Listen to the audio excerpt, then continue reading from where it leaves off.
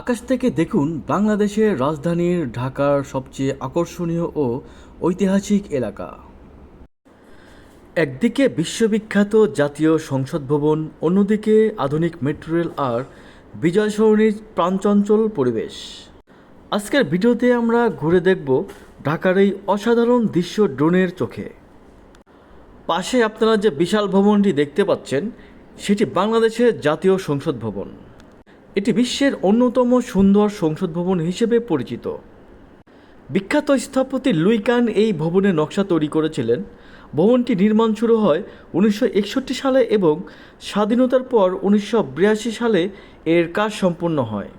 প্রায় 200 একর এলাকা জুড়ে বিস্তৃত এই কমপ্লেক্স শুধু একটি প্রশাসনিক ভবন নয়, বরং বাংলাদেশের স্থাপত্য ও জাতীয় পরিচয়ের অন্যতম প্রতীক। চারপাশে লেক, সবুজ গাছপালা আর খোলা পরিবেশে সংসদ ভবনকে আরও মনোমুগ্ধকর করে তুলেছে। এখন ডান পাশে দেখা যাচ্ছে ঢাকার আধুনিক গণপরিবহন ব্যবস্থা মেট্রো রেল। রাজধানীর যানজট কমাতে মেট্রো রেল গুরুত্বপূর্ণ ভূমিকা পালন করছে।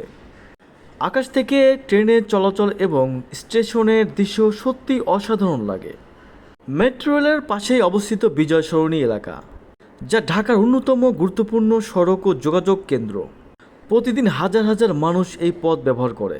নিচে দেখা যাচ্ছে ব্যস্ত সড়ক, বাস, প্রাইভেট কার এবং সিএনজি চলাচল করছে, যা ঢাকার দৈনন্দিন জীবনে একটি বাস্তব চিত্র তুলে ধরে।